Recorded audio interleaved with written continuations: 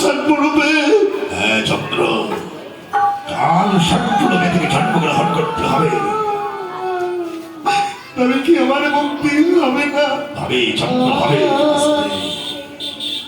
মুক্তি হবে চন্দ্র, তোর মুক্তি হবে চন্দ্র। সত্য ত্রেতা, তোর মুক্তি হবে তোর দাপর যুগে।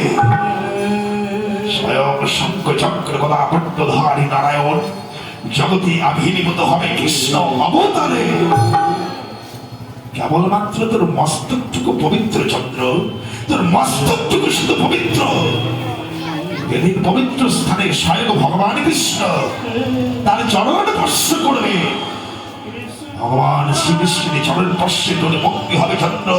তাছাড়া তোর মুক্তি হবে না। এই অগস্ত্য মণির অভিশাপ চন্দ্র, এই অগস্ত্য মণির এই অভিশাপ চন্দ্র, অভিশাপ চন্দ্র, অভিশাপ বলি, অভিশাপ বলি, অভিশাপ।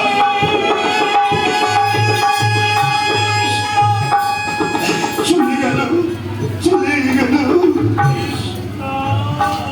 মহারাজ বলি, ও মহারাজ বলি,